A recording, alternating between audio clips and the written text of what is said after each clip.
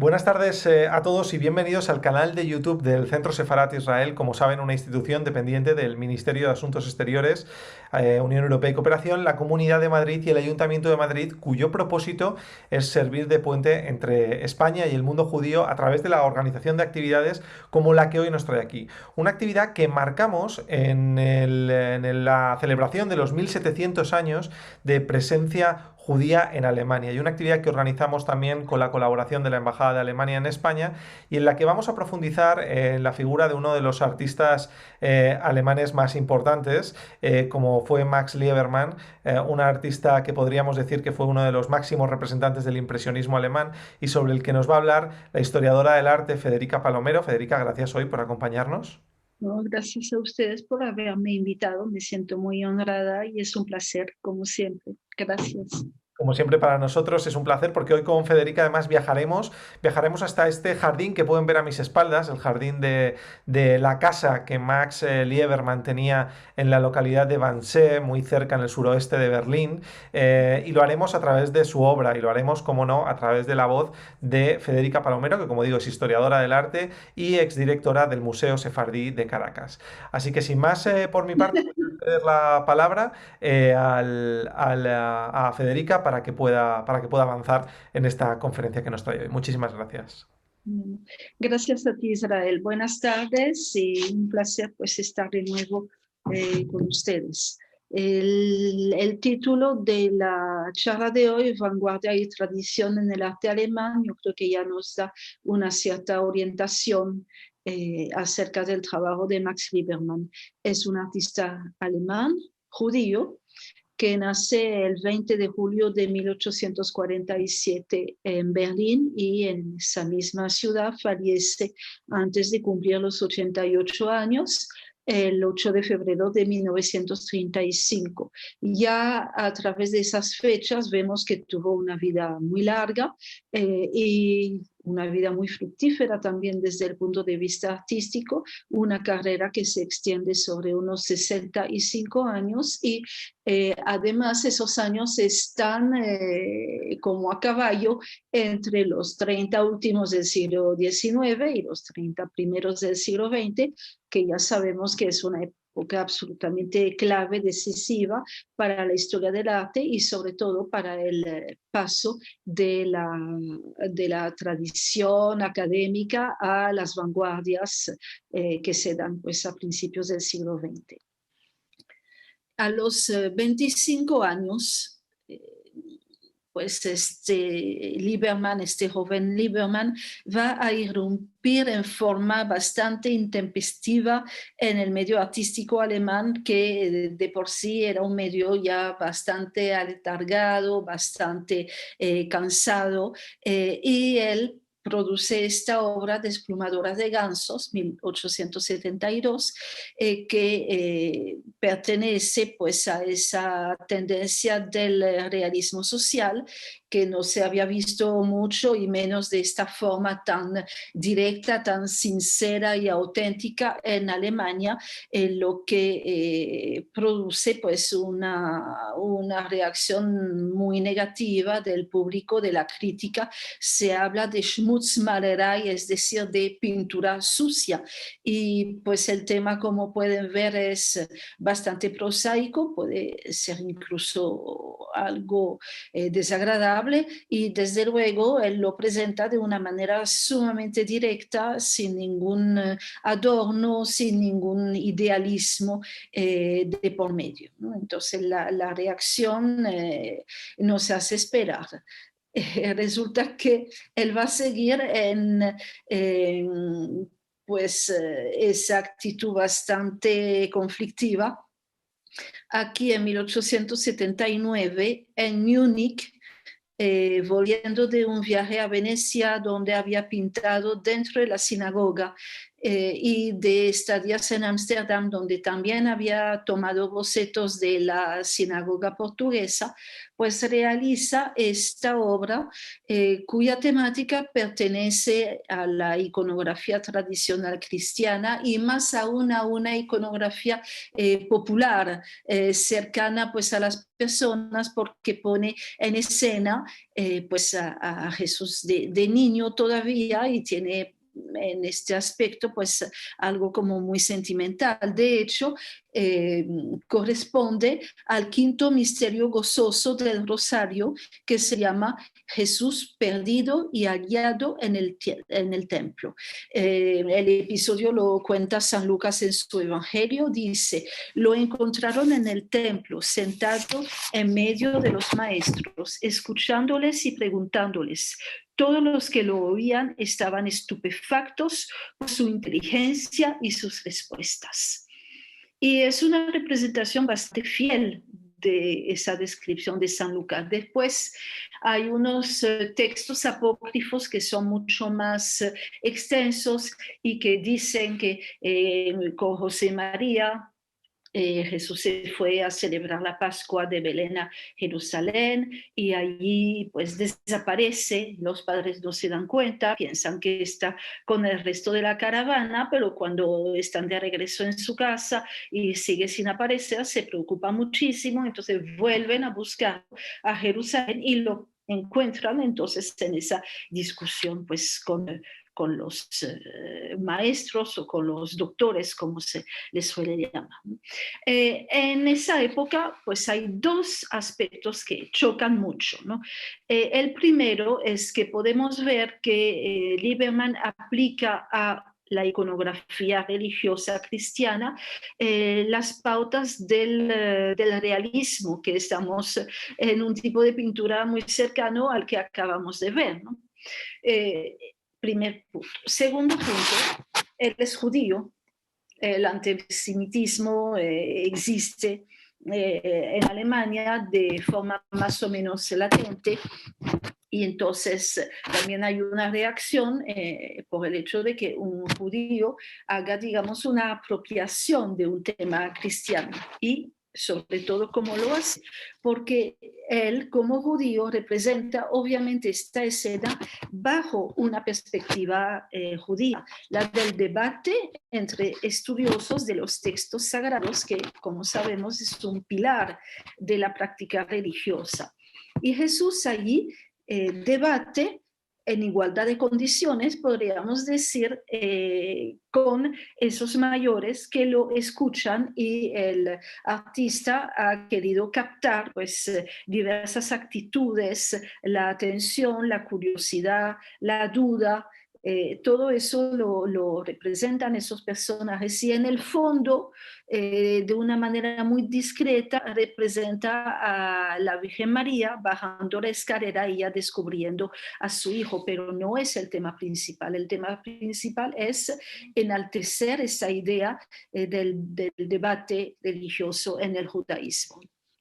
Bueno, el escándalo es terrible. Se habla de el niño judío más feo y entrometido que uno pueda imaginar. Y pues ese escándalo toma dimensiones de un asunto de Estado realmente, ¿no? Y el artista, pues, conciliador, retoca la obra para que pueda ser más aceptable. Por ejemplo, le pone sandalias al niño Jesús, lo había representado descalzo.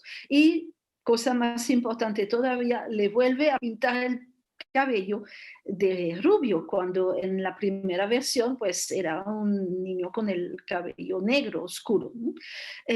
A pesar de esto, pues no hubo realmente gran aceptación, y sin embargo ese tema era un tema muy, muy representado. Y aquí tenemos un ejemplo un poco anterior con Adolf von Menzel, artista alemán también, que representa el tema de Jesús entre los doctores. Ahí sí tenemos una figura del niño Jesús totalmente correcta, totalmente aceptable y convencional. Pueden ver que es un niño rubio y que tiene además como una especie de halo alrededor de la cabeza que enseña pues su santidad. Y está con un gesto no de discusión como el precedente, sino de enseñanza y de dominar la escena para asombro de los maestros judíos que Menzel representa de una manera caricaturesca, un poco grotesca, ¿no? Según bueno, esos estereotipos de los judíos difundidos por el antisemitismo.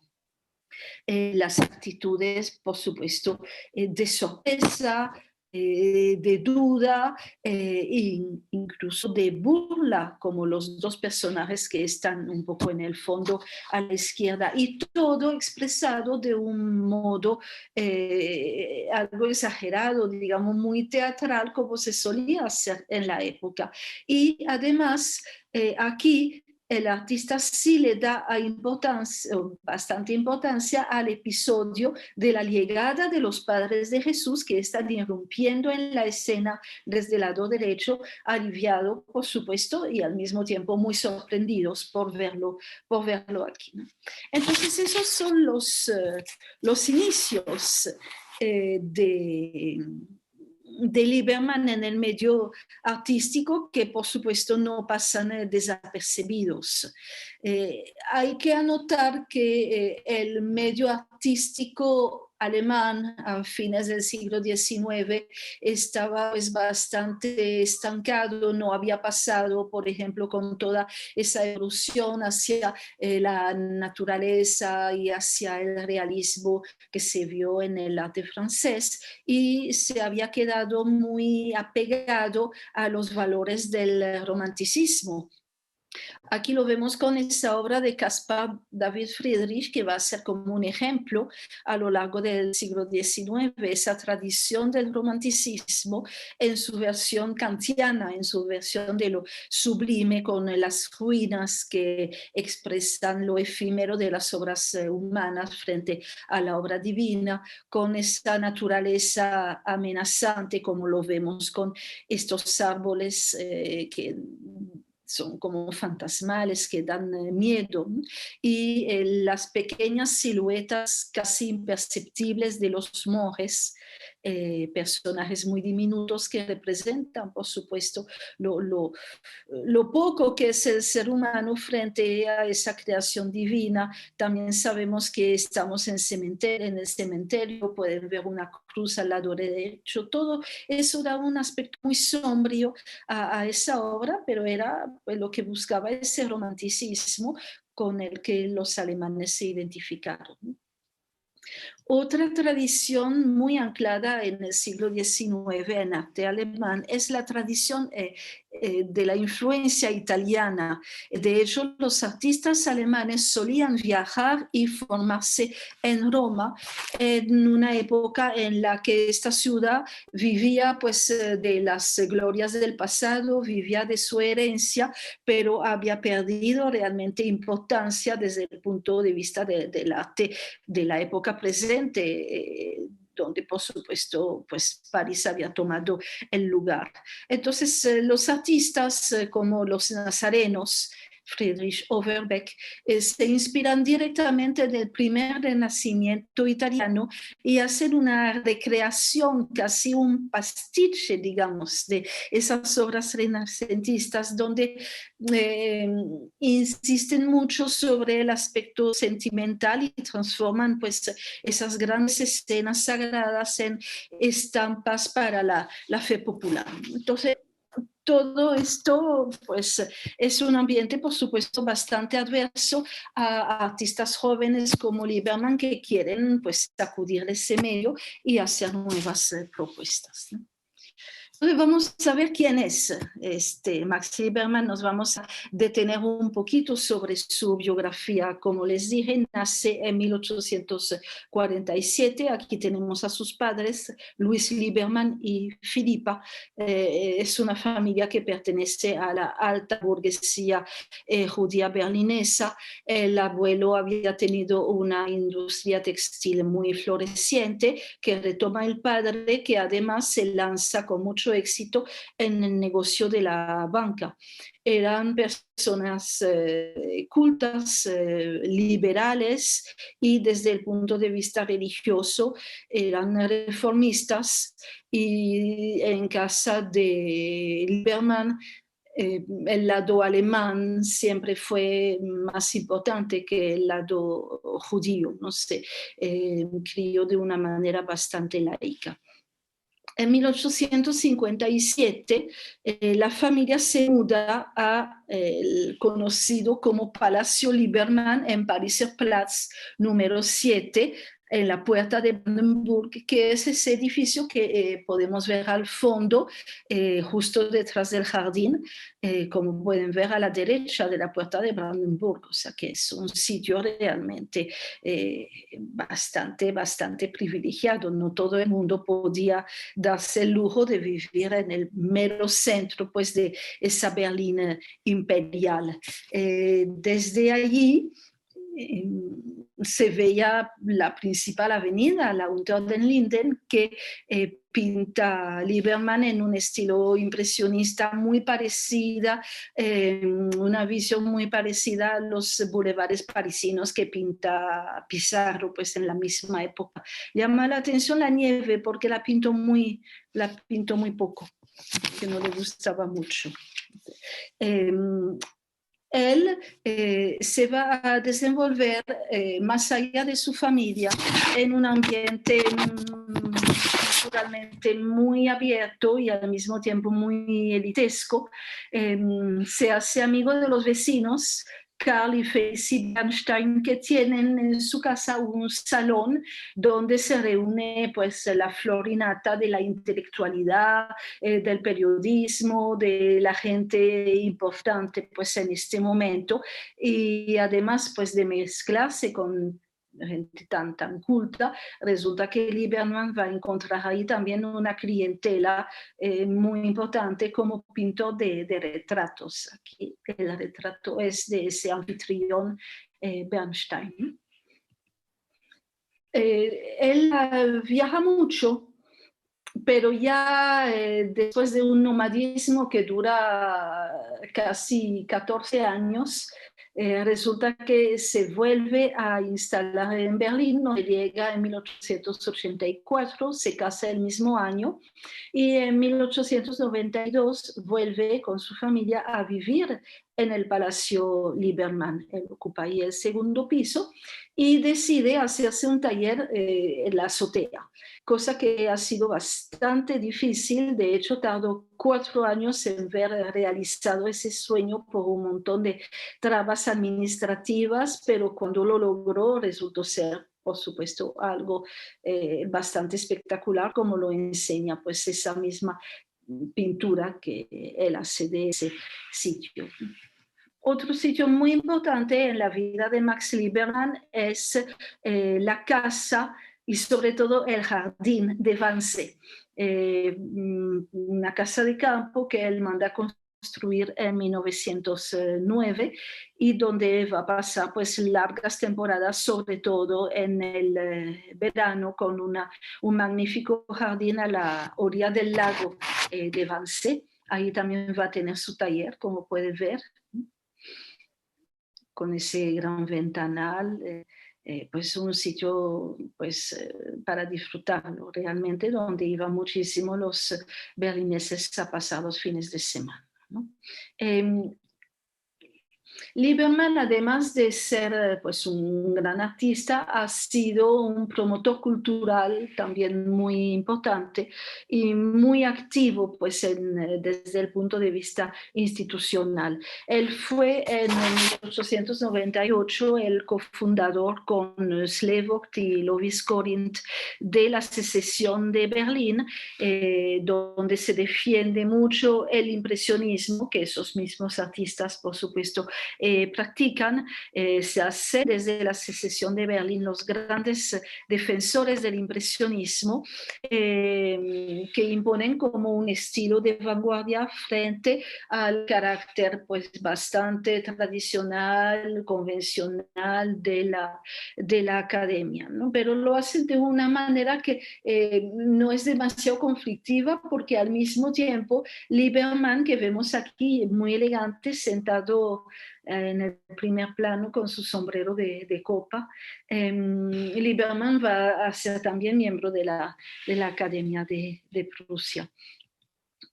Aquí lo pinta su compañero, su colega Max Slevogt. En ese momento tiene 55 años, es ya un artista muy reconocido y muy respetado. Y es una de las pocas representaciones donde lo vemos vestido de un modo algo informal, con ese lazo, la lavalière se llamaba, que reemplaza pues la corbata y que le da un aspecto como un poquito más bohemio, ¿no? Cuando siempre él vestía de forma muy, muy tradicional y muy burguesa, para decirlo así.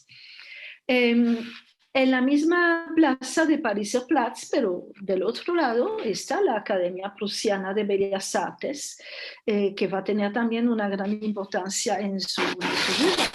Él es nombrado académico en 1898.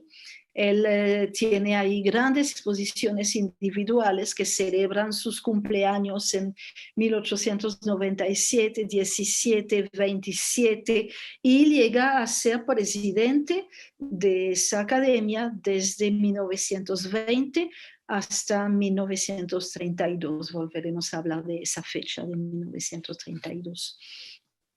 Aquí lo vemos dentro de la academia. Es este señor mayor, un poco calvo, con su bastón y su sombrero de copa, al lado de su gran compañera, colega y amiga Käthe Kollwitz, con la que ha compartido pues, a lo largo de su vida.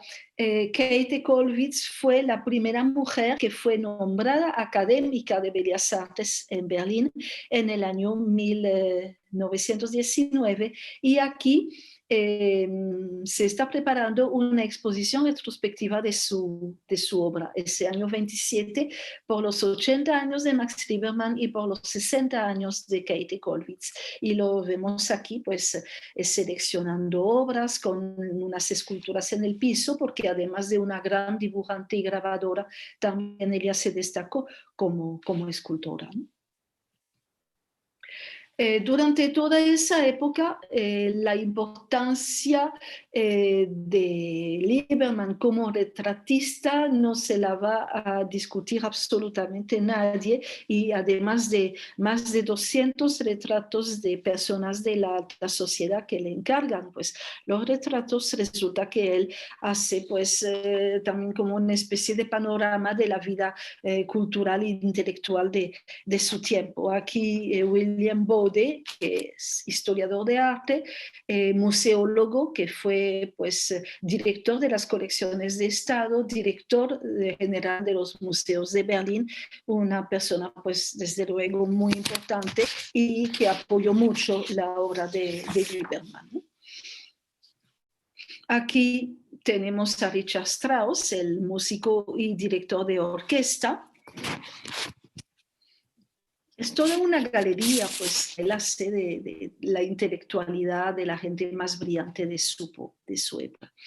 Aquí vamos a ver a Bruno Cassirer, que con su primo Paul funda la galería y la editorial Cassirer, muy cercana a la secesión de Berlín. También en la galería Cassirer, donde se inaugura la primera exposición individual de Lieberman.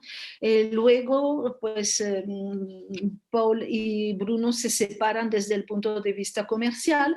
Paul se ocupa de la galería y Bruno de la casa editorial, ¿no? Y en este aspecto pues tuvo mucho peso en la vida cultural de su tiempo.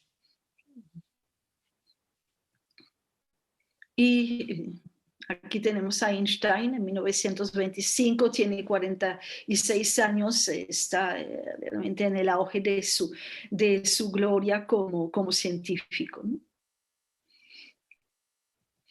Y hasta el presidente de la República, pintado también por Max Liebermann. Aquí tenemos a Paul Hindenburg, que fue presidente de la República de 1925 a 1934, el primero a ser elegido por sufragio universal. Pueden ver que hay una continuidad, hay una especie de unidad de estilo, ¿no? Representa a las personas muy directamente, sin muchos adornos, sin mucho discurso en tono, y siempre en ese estilo pues impresionista, que privilegia el color sobre el dibujo, de pincelada muy suelta, le da importancia a la cara y a las manos, y esto es algo que no va a cambiar a lo largo del tiempo, ¿no?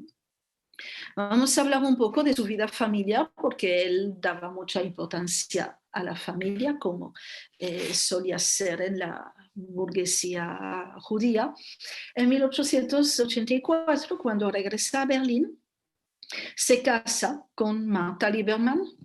Aquí tenemos un retrato de él en uno de esos numerosísimos viajes que hicieron a Holanda. Aquí tenemos la hija, Käthe, que nace en 1885, y aquí la vemos pues como amazona en el Tiergarten, y por supuesto pasear a caballo en el Tiergarten era una costumbre pues de la alta sociedad berlinesa para que la gente lo vea a uno y uno ver a la gente. Era pues una práctica social que el mismo Max Liebermann, por cierto, había practicado mucho durante su juventud, y pues nada, tenían que cruzar la calle para llegar al Tiergarten además, ¿no? Y aquí pues tenemos a la nieta que nace en 1917, o sea que aquí pues tiene 8 años, está vestida, como pueden ver, muy a la moda de la época, tiene el peinado a la garzón también muy de la época, y pues tiene el perrito, el Dachshund, el Tekel, aquí en su regazo, y el perro también va a tener derecho a su retrato, ¿no? Vemos una vida familiar pues muy armoniosa a través de ese tipo de pintura, muy típica pues de la clase social a la que pertenece, por supuesto, Liebermann. Y aquí pues como un resumen tenemos una escena de familia en el salón de la casa de campo de Wannsee. Podemos ver la alfombra, podemos ver las obras en la pared, la sirvienta que llega, que nos da pues una idea del estatus de esta familia. Vemos primero a Liebermann con su blusa de pintor haciendo un boceto. Apoyado sobre su silla está su yerno Kurt Riesler, que fue un importantísimo filósofo de su época. Sentada atrás con el perrito está la hija, y en el lado derecho, por supuesto, Marta leyéndole a la nieta Marie. Pueden ver pues que se trata de una escena de sosiego y de armonía familiar, que en muchos aspectos va a contrastar muchísimo con todo lo que se está viviendo afuera. De hecho, toda esa armonía familiar corresponde al mismo tiempo a unos tiempos sumamente turbulentos en toda la sociedad alemana. Vamos a hablar primero de lo menos importante, para decirlo así, que fueron todos los conflictos entre grupos, grupitos, grupúsculos que se dieron pues en el medio artístico a lo largo de los años 20 y 30 sobre todo, ¿no? Aquí tenemos una pintura de Felix Nussbaum, este artista judío nacido en Osnabrück que falleció en Auschwitz. Se llama La Plaza Loca. Como pueden ver, se trata de la Plaza de Brandenburg con pues la torre en medio. Por el lado izquierdo tenemos la Academia de Bellas Artes y del lado derecho tenemos el Palacio Liebermann, que está arruinado, y encima tenemos al mismo Max Liebermann. Pueden ver una especie de cortejo que parece un cortejo fúnebre de los académicos que entran de modo muy ordenado, con ese aspecto pues muy serio, todos vestidos de levita, de negro, etcétera, que representan esa autoridad de la que Liebermann, por supuesto, es el gran jefe, ¿no? Y frente a ese desfile muy ordenado, que además es reproducido en la parte de atrás por otro desfile, resulta que hay un caos que es el de los jóvenes artistas que están allí haciendo cola para entrar a la academia y traer sus obras para el salón. Y entre las obras está, pues en todo el medio, una de Felix Nussbaum, que es un retrato de sus padres. Felix Nussbaum va a ser aceptado en el salón con esta obra. En este sentido, pues Max Liebermann se lo tomó con calma y con humor.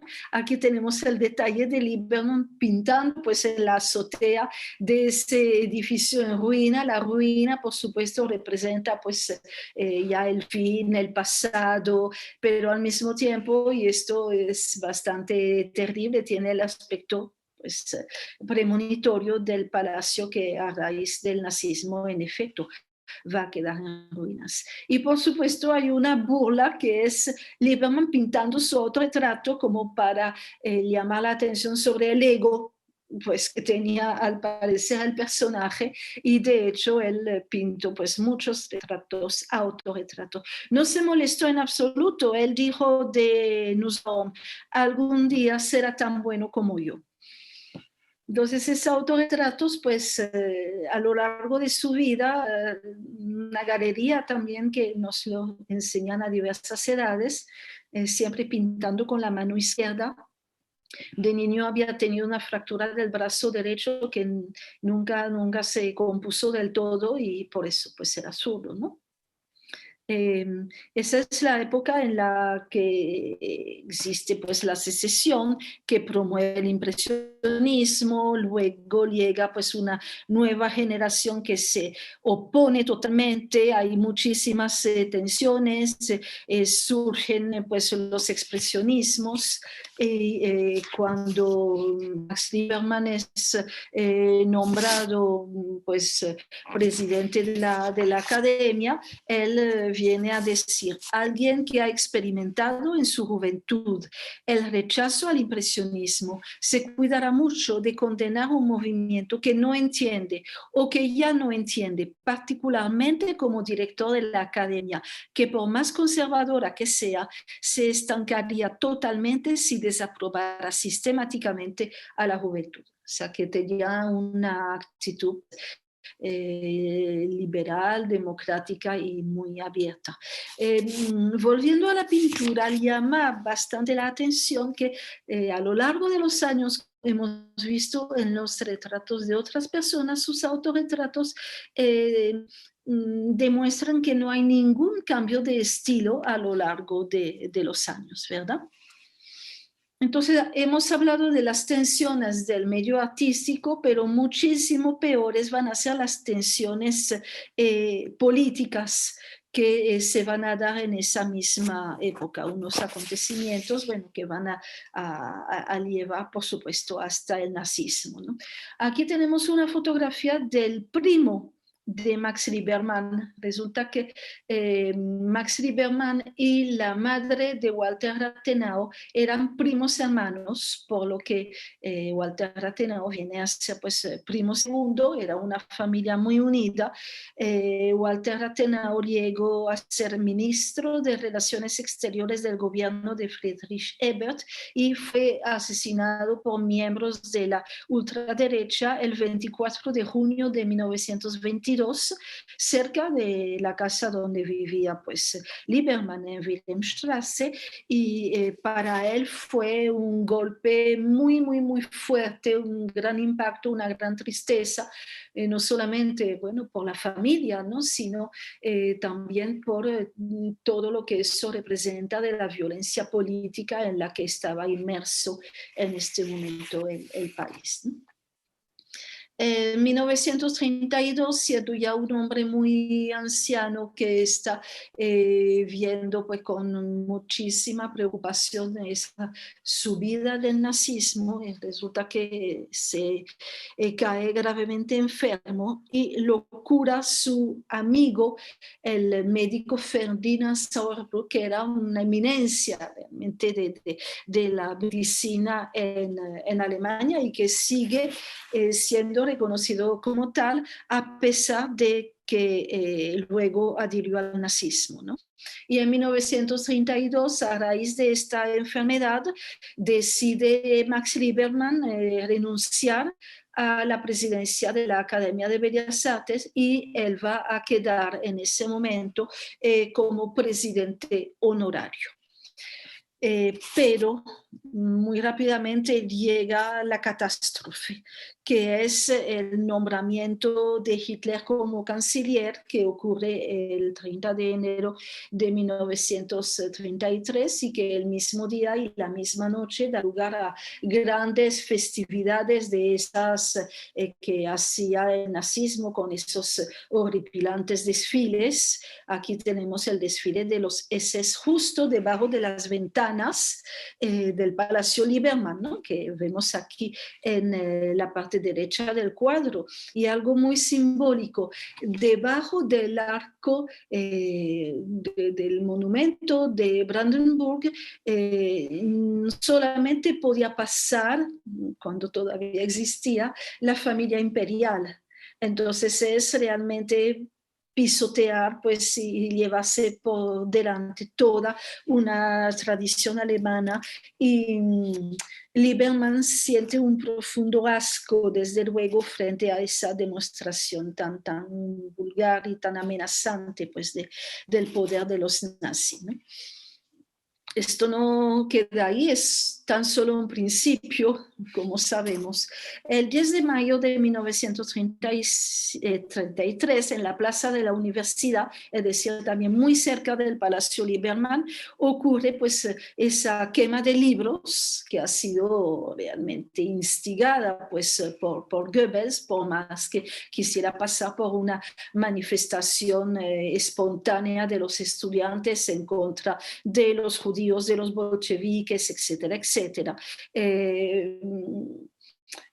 Donde se queman pues, libros de importantísimos autores judíos y no judíos del pensamiento alemán, y sumamente impactado por pues, este acontecimiento. Lieberman renuncia entonces a la presidencia honoraria de la Academia de Bellas Artes y a cualquier cargo y se retira totalmente del medio artístico, se refugia pues en su casa. Aquí tenemos uno de sus últimos autorretratos y también de sus últimas obras. Y muere en el Palacio Lieberman el 8 de febrero de 1935. Käthe Kollwitz es la que anuncia este fallecimiento a la prensa, que no se hace ningún eco, la noticia no tiene ninguna relevancia. Y el 11 de febrero pues es su entierro en el cementerio judío de Schönauer Allee en Berlín. la convocatoria pues, de Kate Kollwitz tiene éxito. Hay como 100 personas asistiendo cuando pues las autoridades habían prohibido cualquier tipo de reunión y de poder seguir pues el ataúd de Lieberman, ¿no? Y por supuesto no hubo ningún representante oficial ni de la ciudad de Berlín, de la que él era ciudadano de honor, ni de la Academia de Bellas Artes, etc. Un final, por supuesto, muy triste, pero al mismo tiempo, al morir pues ya muy mayor en febrero, se salva de las leyes de Nuremberg que se promulgan en 1935 y que lo hubieran aniquilado como pues ha aniquilado a la población judía de Alemania. Entonces, vamos a ver ahora pues, la producción artística de Lieberman. Aquí tenemos a un personaje que, aunque su nombre no lo indique, es alemán y es judío. Es un pensador socialista, Ferdinand Lassalle, opuesto a Marx, un defensor de la clase obrera y el creador de la Asociación General de Trabajadores Alemanes, que es el ancestro del SPD, del actual Partido Socialdemócrata Alemán. Después de haber estado preso por sus ideas en 1862, él da una gira por Alemania, una gira de reuniones y conferencias para dar a conocer su pensamiento, y en Berlín asiste el liceísta Lieberman y queda muy impactado por todas esas ideas pues podemos decir que a partir de este encuentro se despierta su conciencia social que luego se va a expresar en su obra plástica, ¿no? Desde luego, no es difícil imaginar que los padres de Max Lieberman no estaban muy de acuerdo con que el hijo fuera un artista. Tenían previsto para él pues trabajar en el negocio familiar, como de hecho lo hicieron sus dos hermanos, y Félix, ¿no? Pero finalmente ceden y lo mandan a Weimar a estudiar en la Escuela de Bellas Artes, donde va a estar de 1869 a 1872, y aquí lo vemos en el traje de gala de los estudiantes de la Hochschule de Weimar. Ahí tiene como profesor a un artista para decir, de escasa relevancia, que es belga, pintor de historia, y que pinta, como pueden ver, en un estilo sumamente seco, sumamente rígido y convencional, y podemos imaginar que realmente es muy poco lo que puede aportar pues a un joven tan inquieto y tan ávido de cosas nuevas como lo es Lieberman. Algo sí realmente le debe a su profesor Pauwels, que se organiza una excursión con la clase y se van a Kassel. Y en el Museo de Kassel resulta que hay más de 20 Rembrandt. Y para Lieberman es una verdadera revelación, ¿no? Ver la obra de ese artista que le da tanta importancia a la luz, que trabaja una pincelada sumamente suelta, sin dibujo previo, y todo eso pues le fascina, y por supuesto esta va a ser la línea que él va a seguir luego en su propio trabajo, ¿no?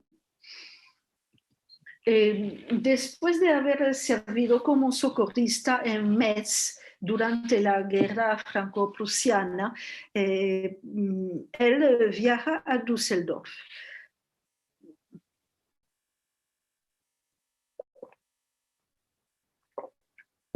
Y en Düsseldorf conoce a un artista húngaro, Mihály Munkácsy, que le llama muchísimo la atención por los temas sociales. Aquí pues vemos a mujeres que están deshilachando trapos para luego fabricar con esto pues vendajes para heridas, ¿no? En 1871, después de la guerra, pues esto tiene mucha importancia, ¿no?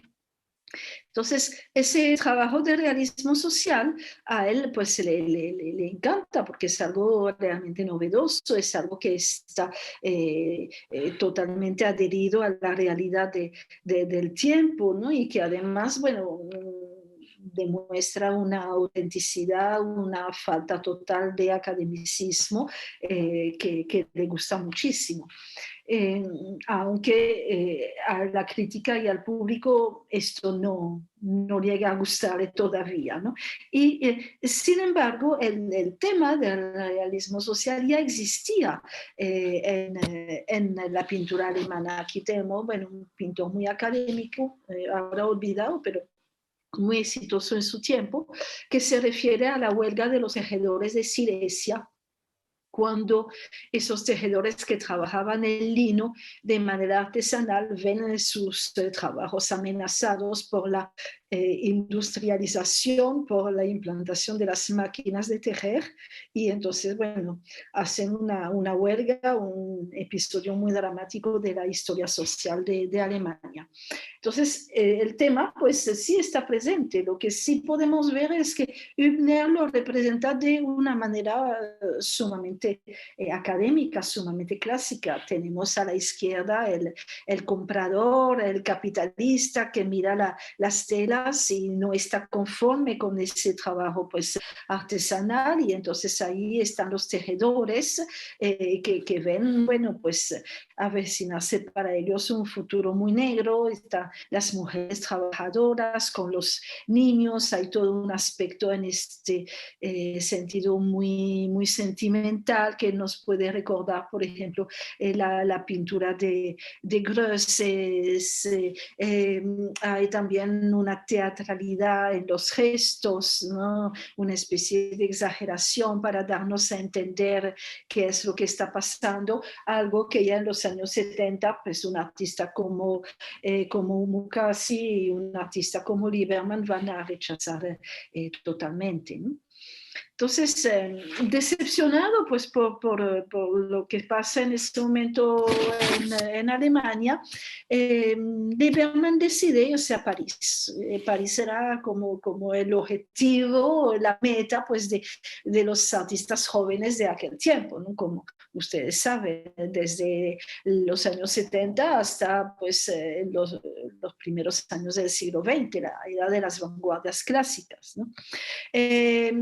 Pero llega a París en un mal momento para un alemán, porque, bueno, Francia recién derrotada por Alemania, la pérdida de Alsacia y Lorena, el sentimiento patriótico que todo eso ha despertado, por supuesto, hace que no hay demasiada simpatía aún en un medio pues abierto y bohemio como el medio artístico hacia un alemán, ¿no? Y de hecho no se integra realmente. Entonces, en el verano de 1874, él se va a Barbizon, que era el centro de esa escuela pues, llamada de Barbizon o de Fontainebleau, cuyo jefe era Jean-François Millet. Y aquí pues tenemos una obra evidentemente muy inspirada en Millet. Pueden ver que es un campo pues sembrado de patatas y que hay pues unos campesinos de aspecto por supuesto muy humilde que están ahí trabajando pues en la cosecha, hombres, mujeres, incluso una niña en primer plano, ¿no? Y la manera de pintar pues ya es como más suelta que antes. Sentimos que hay un acercamiento pues a una plasmación de la naturaleza que toma más en cuenta pues los colores, las atmósferas, lo ambiente, que va a ser pues en lo que se van a inspirar precisamente los impresionistas. Es como la escuela de Barbizon en este sentido antecede pues, lo que va a desarrollar mucho el impresionismo, ¿no? De hecho, en 1874 es también la primera exposición del grupo impresionista. Podemos suponer que la vio Lieberman, pero él no se adhiere en ese momento al impresionismo, sino que prefiere mantenerse fiel, digamos, al estilo de los precursores. Y aquí, pues viendo ese cuadro tan famoso de Millet, vemos pues de dónde viene la cosecha de patatas, ¿no?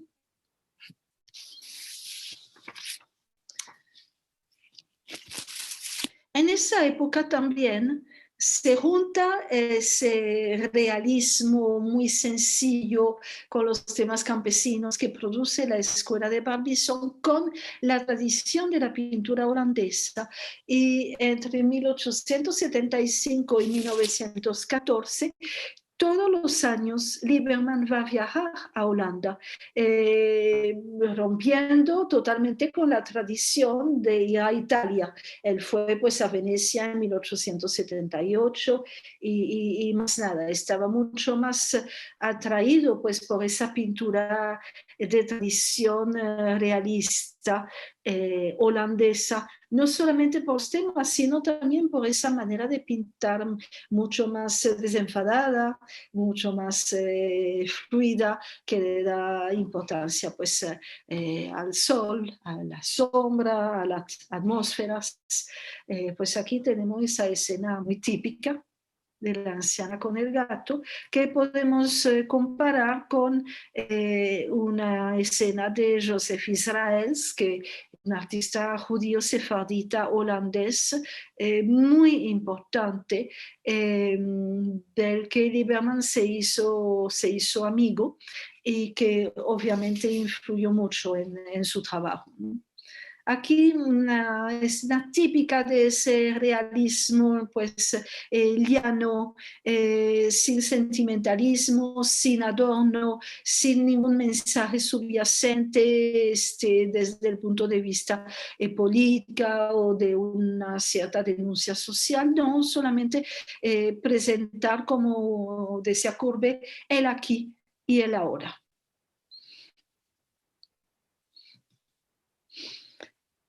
Lieberman le da mucha importancia a la gente humilde. Aquí tenemos un orfanato, pero además del tema en sí podemos ver también ese juego de luz entre fuera y dentro y esa atmósfera como dorada, ¿no? Que le da a la luz. Y es un impresionismo que podríamos llamar como diluido, como light, una pintura pues fresca, por supuesto, que se haya desentendido de todo el lastre del academicismo, una pintura puesta al día en este sentido, pero non troppo, o sea, no realmente totalmente impresionista, ¿no? Y, en cambio, el peso de la tradición holandesa es muy fuerte. Por ejemplo, esa representación oblicua que vemos muchísimo en la pintura holandesa, además de los personajes populares, que son personajes además individualizados, no es una masa lo que representa, es un grupo en el que cada persona tiene su importancia. Vean, por ejemplo, cómo hay dos personas que hablan entre ellas con otra, la del pañuelo rojo ahí encima, todo ese aspecto como sumamente natural, como si fuera una fotografía, ¿no? La importancia que se le da pues a la sencillez de la escena, ¿no? Y pues sigue teniendo ese mismo carácter como considerado vulgar, bueno, por la gente que todavía cree en las escenas mitológicas, históricas, etc., ¿no? Aquí en 1880 pinta Lieberman esa escena que para ese año es como lo más cercano al impresionismo, ¿no? Lo primero cercano al impresionismo que él haya pintado, con esas manchas de luz sobre el piso, con esa sombra de los árboles, pero que no son sombras negras, sino que también son sombras claras, y esa interpretación de la luz reemplaza totalmente pues, el claro oscuro, ¿no? Y lo vemos muy bien en el impresionismo. Pueden ver que hay ahí un diálogo entre estas obras, ¿no? Lieberman sigue fiel, pues, sin embargo, al realismo social, no le da toda la importancia a la técnica, a lo novedoso de la pintura impresionista, sino que se mantiene en esas escenas y vemos entonces una alianza y un diálogo entre su interés por los trabajadores humildes, por un lado, y por otro lado, pues una nueva manera de pintar con la luz y con la claridad, ¿no? Antes era una luz externa interna, ahora es una luz totalmente externa del jardín del orfanato, donde pueden ver que contrariamente a las representaciones de orfanato del realismo burgués de la época no hay nada llorón, ¿no? Sino que bueno, más bien es una escena agradable con los pajaritos allí, las niñas trabajando, una atmósfera de paz, ¿no?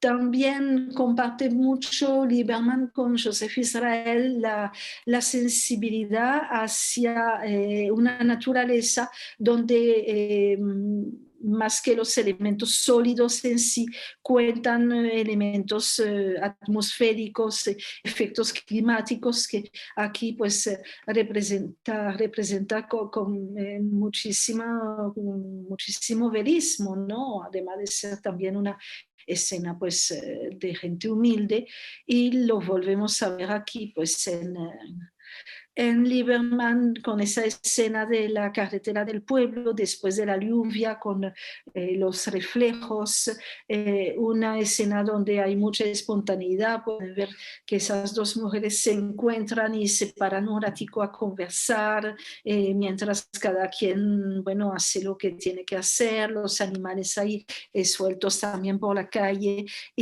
muy en el espíritu de Pizarro, creo, ¿no? Y esos temas se lo van a seguir interesando y a través del mismo estilo hasta fines del siglo XIX. Aquí tenemos pues una escena rural en 1890 y una escena pues de la industria del lino en 1897, ¿no? Que nos remite pues a esas escenas de trabajo en grupo que a él tanto le gustaban, ¿no? Ahora ya tenemos un cambio, ¿no? Un cambio muy fuerte en los temas y también un cambio en la factura que se hace cada día más libre. Ahora sí estamos plenamente en el impresionismo, pero no es un cambio brusco, no es algo que poco a poco se va dando. El cambio en la temática también es muy interesante porque ya no son escenas de trabajo, son escenas de solas, de disfrute de la naturaleza, de disfrute de eso que se está poniendo muy de moda a fines del siglo XIX, que es ir a bañarse, ¿no?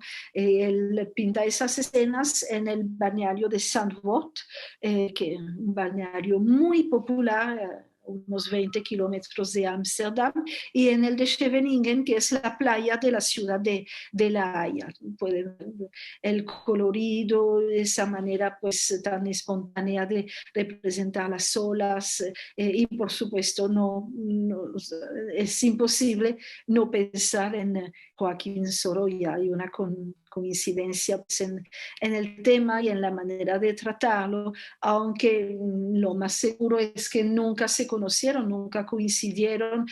Puede ser, por supuesto, que uno haya visto obras del otro en esas exposiciones internacionales. Sorolla en este momento era un artista muy conocido y reconocido, muy exitoso, que pues desde París se organiza pues, su carrera desde el punto de vista obra comercial con muchísimo éxito, y también lo mismo está pasando con Lieberman, o sea, como Sorolla en ese momento es el gran artista español que vive en España, no hablemos de Picasso ni de todas esas vanguardias, el que tiene el artista que se compenetra realmente con el público, pues lo mismo está pasando con Max Lieberman en su país, en Alemania, ¿no?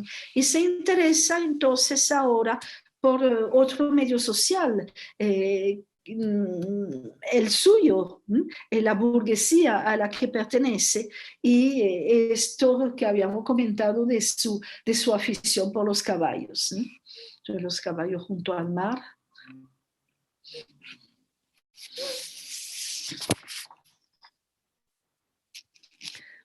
Son obras, por supuesto, muy ligadas al impresionismo, pero es interesante ver cómo hay un desfase cronológico en relación con el impresionismo, pues, fundador, pionero, que se da en Francia, pues, alrededor de 1870, ¿no? Pero en esos momentos, a principios del siglo XX, es el estilo que realmente se impone en el arte alemán y que promueve, por supuesto, pues, esa secesión de Berlín. Aquí una escena muy parecida, de Slevogt, aquí también un paisaje, pues, de Lovis-Corinth. Es el estilo en ese momento, ¿no?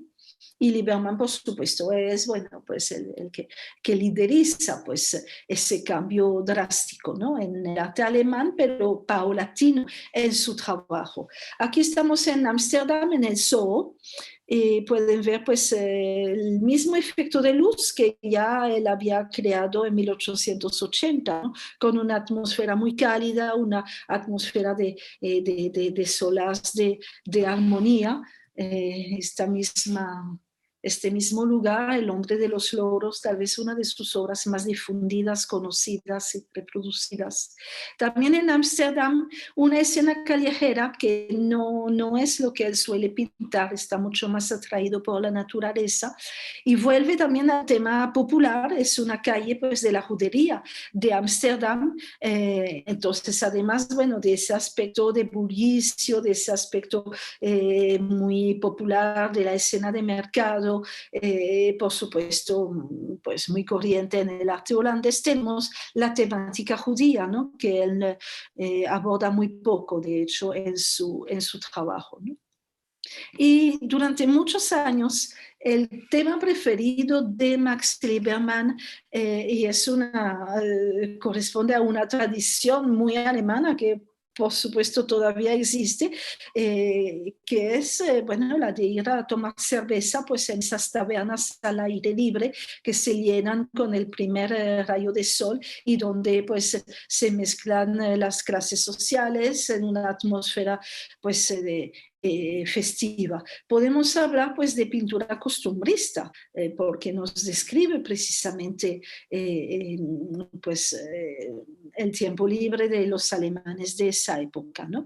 Y va a pintar todo esto a lo largo del tiempo, pero así como lo vimos en sus retratos, sin ningún cambio notable de estilo. Podemos decir que Lieberman se instala en el impresionismo y ahí se queda ajeno, pues, a los movimientos que se dan, pues, de manera contemporánea, ¿no? Son escenas, por supuesto, muy, muy agradables, llenas de ese encanto, ¿no? De una vida, pues, armoniosa. Aquí estamos en Hamburgo, aquí también. Pueden ver que nos recuerda totalmente, pues, el impresionismo, ¿no? Francés. Aquí esta escena también muy, muy agradable a la orilla del lago con los barcos de vela, toda esa iconografía que pertenece, pues, a esa época tan risueña del arte. Nos enseña, pues, una mezcla de clases sociales. A la izquierda, pues, tenemos un soldado, pues, que está ahí sentado con muchacha que podemos pensar que es una sirvienta, mientras que ahí pues hay otros grupos con una vestimenta diferente, gente tomando cerveza en abundancia, leyendo el periódico.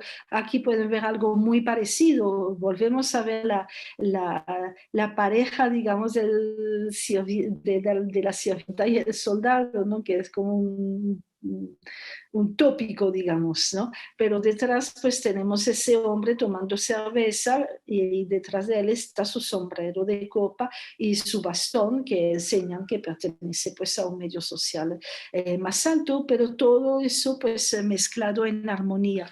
Ahora, lo que llama la atención desde luego es la fecha, 1916, estamos en plena Primera Guerra Mundial y nada de eso aparece en la obra de Lieberman como si él fuera ajeno a la circunstancia. Yo creo que no fue ajeno en absoluto como ser humano, pero no quiso contaminar su pintura con cosas feas y siguió pintando como si no pasara nada. Bueno, de hecho, la guerra, los acontecimientos bélicos tuvieron lugar en territorio francés y no en territorio, pues, alemán, ¿no?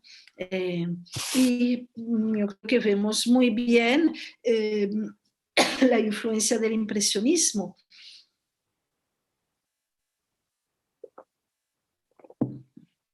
Es ese estilo que el artista asume ya plenamente en los años 90 del siglo XIX y que va a mantener pues a lo largo de su vida. Y tenemos entonces la versión alemana de las mismas o muy parecidas distracciones que tenían pues la gente en Francia, ¿no? Es decir, que es una pintura dentro de la tradición del costumbrismo. También tenemos el mismo interés por el agua, por los reflejos, por la luz, por la belleza de la naturaleza. Aquí lo vemos pues en el lago de Vance, el jardín del artista da pues a ese lago, ¿no? Entonces, mientras tanto, mientras él pinta todas esas escenas, bueno, tan festivas y tan agradables, pues se producen grandes cambios en el arte. Que no modifican, como hemos dicho, su estilo. Aquí, por ejemplo, August Macke trata de hecho un tema muy parecido, como pueden ver, ¿no? Gente paseando bajo los árboles a la orilla de un lago, o de un río, pero ya en un estilo totalmente diferente, con esa arbitrariedad del color, con la esquematización de las formas. Cierta influencia, por supuesto, del fauvismo. Si comparamos los caballos pintados con Lieberman, con esa esquematización y con esos colores arbitrarios pues, que usa Franz Marc, y nos damos cuenta que hay una distancia enorme, ¿no? Que se está creando con los movimientos de vanguardia de Brücke en 1905, de Blau Reiter en 1911 y la pintura pues, de Lieberman, a la que el público sigue siendo pues sumamente aficionado, ¿no? Si hablamos de autorretrato, que como vimos era uno de sus temas preferidos, pues más importancia todavía adquiere la diferencia. Aquí ya estamos en pleno expresionismo que él reconocía no entender, ¿no? Lo mismo con Beckmann. Y en cuanto al contexto histórico, desde luego es todavía más determinante que el contexto artístico, la Primera Guerra Mundial, la posguerra, aquí una escena de multitud y caos en Hamburgo, lo podemos identificar la ciudad gracias al famoso Hotel Atlantic, dramatismo en el color, una composición muy dramática con una perspectiva deformada, todo el caos que hay pues en esa gran ciudad, hasta podemos vislumbrar la muerte jalando un carruaje, unos rostros como muy deformados, esa misma violencia la vemos aquí en Otto Dix, la violencia y el caos de la guerra, por supuesto, como lo indica el título, ¿no? Con esos colores estridentes, con ese desorden, con esas caras y esos brazos, esas manos, es algo totalmente expresionista. Y aquí, pues, la posguerra se hace presente en la pobreza, la violencia política, todo lo que se vive, pues, después de la derrota de Alemania, ese hombre sin pies mendigando, un ex soldado que solamente ya posee medio cuerpo con su carretilla y algo que llama mucho la atención el periódico que dice judíos fuera. O sea, cómo se siente ya ese crecimiento, digamos, del antisemitismo, ya que todas las secuelas de la guerra, por supuesto, abonan pues ese sentimiento y se aprovecha pues el nazismo de todo eso. Frente a esa realidad, Lieberman se refugia en su casa jardín, ¿no? Así como él tuvo Vanse, pues Monet tuvo su casa de Giverny. Y son dos actitudes bastante parecidas en el sentido de hacer del jardín, de un pequeño lugar en el universo, todo el universo del artista, por supuesto en forma más dramática en Lieberman por unas circunstancias más adversas que la que conoció Monet, pero los dos también son hombres ya muy, muy ancianos. Monet muere en 1926 a los 86 años, ¿no? Y vemos una exuberancia de la naturaleza, un ambiente muy armonioso, muy apacible, un refugio. Y aquí lo confirma que la esposa Marta está ahí en una mesa sentada, ¿no? En ese jardín que permite pues aislarse de los momentos tan dramáticos que se están viviendo, ¿no?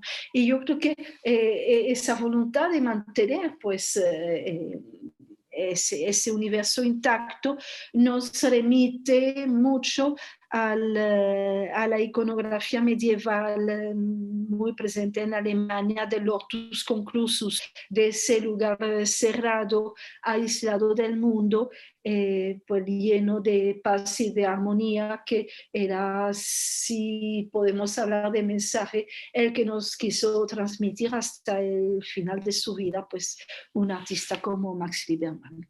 Bien, muchas gracias por su atención. Muchísimas gracias, Federica, por este estupendo recorrido, ¿no? Por la pintura de Max Lieberman, en el que además vemos una variedad impactante, ¿no? Porque pasa de fijarse en las clases más sociales, perdón, más populares, a fijarse también en el aislamiento de su jardín, ¿no? Y de su villa de Vanse. Así que yo creo que nos hemos podido, pues bueno, llevar una imagen bastante completa de la pintura y te agradecemos mucho esta conferencia porque yo creo que también profundiza precisamente en el aniversario que estamos celebrando, ¿no? En esos 1700 años de la presencia judía en Alemania y de lo prolífica que fue culturalmente, ¿no? Sí, sí, por supuesto. Pues se habla más, desde luego, del aporte judío en la filosofía y en la música, porque en las artes plásticas, pues el judaísmo siempre ha tenido una relación un poquito conflictiva por el asunto de la prohibición de las imágenes, etcétera, pero desde luego es algo ya totalmente superado en el siglo XIX, que es cuando aparecen ya en la escena artística pues artistas judíos importantes en Alemania, pero el que permitió la transición entre el academicismo y el arte moderno fue realmente pues Lieberman. Ujú. Pues muchísimas gracias de nuevo, Federica, y gracias también a todos los que nos siguen en este canal de YouTube de Centro Sefarat Israel. Les recomendamos que se suscriban para estar al tanto de todas las actividades que preparamos y que podamos volver a vernos en próximas actividades. Muchísimas gracias a todos. Gracias y hasta luego, hasta pronto.